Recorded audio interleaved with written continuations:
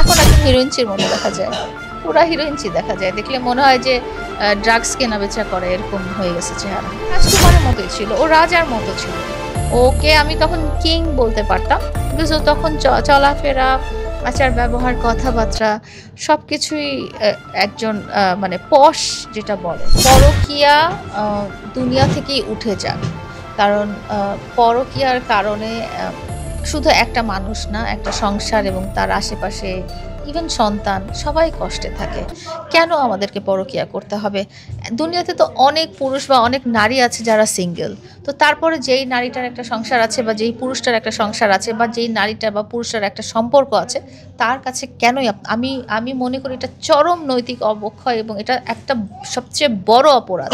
আমাদের সমাজে যে ধরনের অবক্ষয় হচ্ছে, সামাজিক অবক্ষয়, ডিভোর্সের সংখ্যা এত বেড়ে যাচ্ছে, সন্তানরা, বাচ্চা কাচ্চারা তাদের মা বাবাকে সেপারেটেড হতে দেখে তারা নিজেরা মানসিকভাবে একদম ভারসাম্যহীন হয়ে যাচ্ছে। এই এত বড় বড় দুর্দশাগুলো শুধুমাত্র পরকীয়ার কারণেই হচ্ছে।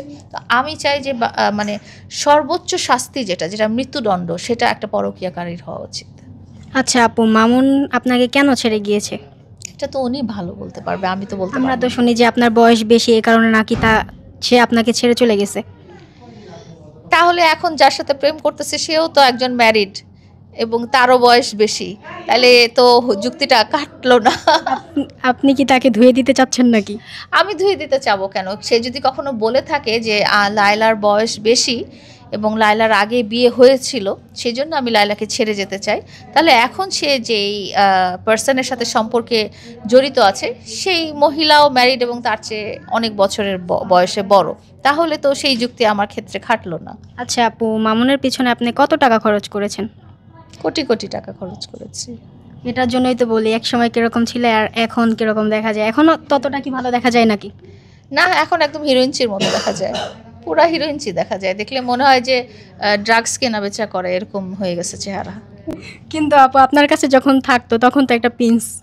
আমার কাছে না, আমরা যখন একসাথে থাকতাম তখন আমি চেয়েছিলাম তার নাম যেহেতু প্রিন্স, আমি চেয়েছিলাম যে সে ওই রাজকুমারের মতোই থাকুক। এবং আপনি হয়তো দেখেছেন আমাদের সাথে, আমরা দুজন যখন একসাথে ভিডিও করতাম, তার গেট আপ, তার জুতা থেকে শুরু করে তার চুলের স্টাইল পর্যন্ত সব কিছুই একদম। সব খরচ কি আপনি দিতেন? এখানে খরচ এগুলো আমি বলতেই চাই না। আমরা যখন একসাথে ছিলাম তখন আমারটা যা সেটা তারই, আমি যদি ইনকাম করে থাকি বা আমি যদি খরচ করে থাকি সেটা তারই হবে, বিকজ আমরা দুজন যেহেতু লাইফ পার্টনার ছিলাম। ও রাজকুমারের মতোই ছিল, ও রাজার মতো ছিল। ওকে আমি তখন কিং বলতে পারতাম, বিকজ ও তখন চলাফেরা, আচার ব্যবহার, কথাবার্তা সব কিছুই একজন মানে পশ যেটা বলে সেটা ছিল। আচ্ছা আপু, আপনি মামুনকে ভালোবেসে কি বলে ডাকতেন? অনেক কিছু ডাকতাম, এটা আপনাকে বলা যাবে না, এটা যদি একটা বলতেন, বেশি বলতে হবে না। একটাও বলবো না, এটা কি সিক্রেট? একদম সিক্রেট। আমার তো মনে হয় যে এখনো মামুনের প্রতি আপনার ভালোবাসা আছে। ওর প্রতি ভালোবাসা আছে কিনা এটা আমি চিন্তাই করতে চাই না।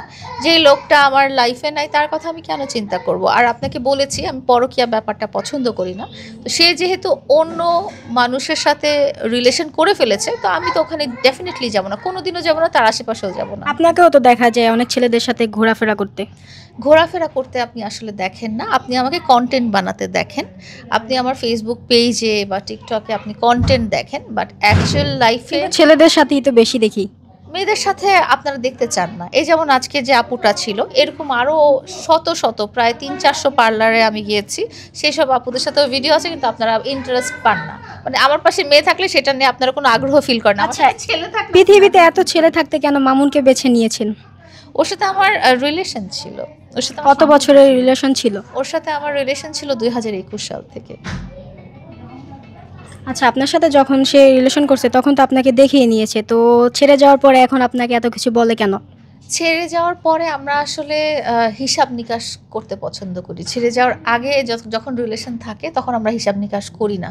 কারণ কি আপনাকে বলি, ভালোবাসা, প্রেম, হ্যাঁ, এগুলো সবসময় ক্যালকুলেশন করে হয় না। আপনি অ্যারেঞ্জ ম্যারেজ করতে যান, সেখানে আপনি হয়তো ক্যালকুলেশন করবেন তার বাবার কয়টা বাড়ি আছে, মার কয়টা গাড়ি আছে, সে কত টাকা পয়সার মালিক। এটা হচ্ছে অ্যারেঞ্জ ম্যারেজের দিকে বা অ্যারেঞ্জ রিলেশনের দিকে। আপনি যদি কাউকে ভালোবেসে ফেলেন, তখন ওই যে সে কীভাবে নাক মুছে রুমালটা ফেলে দেয়, ওইটাও আপনার ভালো লাগবে।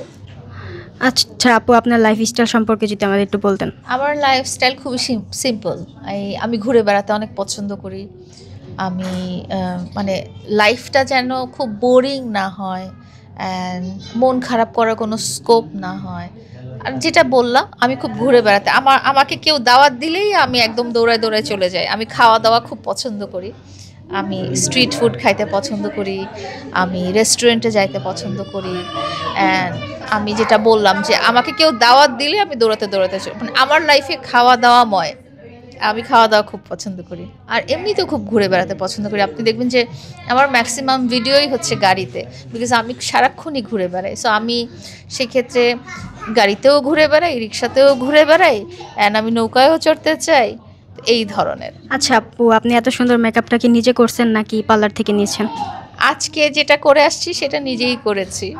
আপনি তো খুব ভালো মেকআপ নিতে পারেন। না, ভালো মেকআপ নিতে পারি না, আমার মেকআপ নেওয়া ভালো হয় না। আপনি যখন আমার কমেন্ট বক্সে যাবেন তখন দেখবেন যে সবাই বলছে এই এটা কি লাগাইছো, এইটা কি লিপস্টিক লাগাইছো। মেকআপ আমি ভালো নিতে পারি না, বাট করতে চাই আর কি।